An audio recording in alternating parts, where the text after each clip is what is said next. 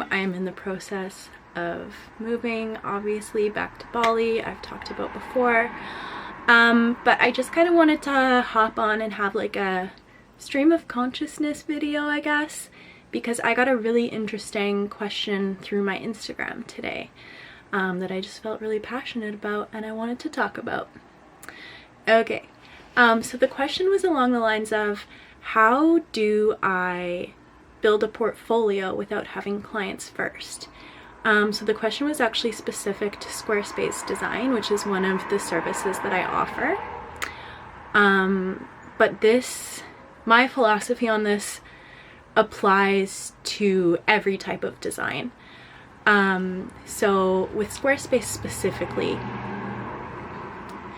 the answer is that you just make pretend projects for pretend clients and design websites, take screenshots of those websites, and then put them up on your own website. And then it looks to clients as though you've designed these sites for other clients. So I think that some people might think that that's a little bit shady because it's like lying, but I don't really think that it is, because you did the design. It's yours. Whether it was for a real person or not, I don't really know why that would matter. For my personal experience, I got really lucky because I started as a graphic designer, and then just sort of like naturally my clients began asking, hey, I love like the work that we've done together, do you do websites? And I was kind of like, well, it started off as, well, I did my own website. I'm just doing my mom's website. And then I was kind of thinking, heck yeah, I can do your website. So I am a Squarespace designer as well as a graphic designer. And I like loved the process of building my own site and then building my mom's site, did my first client site, and then it's just been from there. Awesome. And I've been really lucky because every site that I've done so far, I've also started with some form of branding, even if that was just like a logo and an icon, and a color palette and typography. I was the one making those decisions, so that made the site design more intuitive. So that's how I would say to build a Squarespace portfolio without having clients. It's really not as hard as you might think. And I think that when we're starting out, we tend to make sort of excuses. Oh, well, I don't have any clients, so I can't build a portfolio, so I can't do this thing that is my dream. But that's not really true. In terms of how to build a portfolio as a graphic designer or someone that wants to do branding and you haven't had any clients yet, my answer is pretty much the same.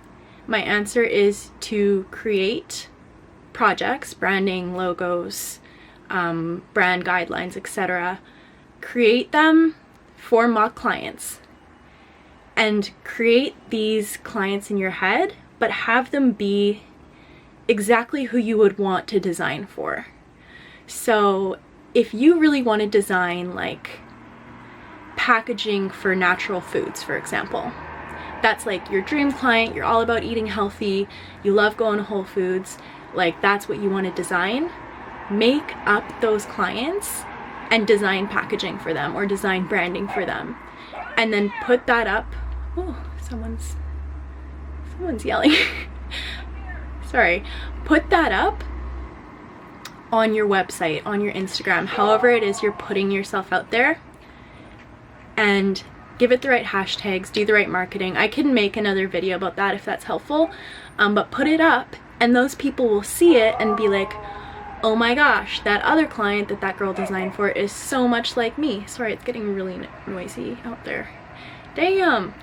Anyway, oh my gosh, that other client that she designed for is so much like me. So yeah, I'm gonna ask if I can work with her. You know what I mean? Like, it seems obvious, but it's not.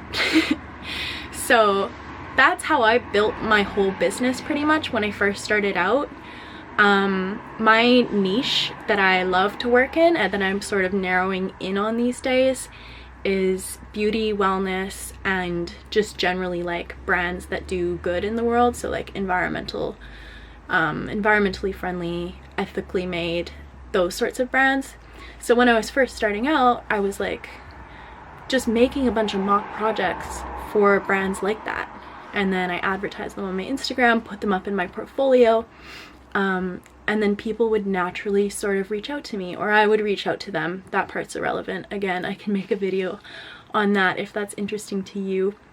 But yeah, that's my advice, and that is how you create a project without clients first. It's kind of like the chicken and the egg situation. Like, did the client come before the portfolio, or did the portfolio come before the client? Chances are the portfolio needs to come before the client, and then what I just talked to you about is my strategies for mitigating the fact that you don't have a real life client. I hope this is helpful, and I hope you have a lovely day. Thanks so much for joining me, and I'll see you soon.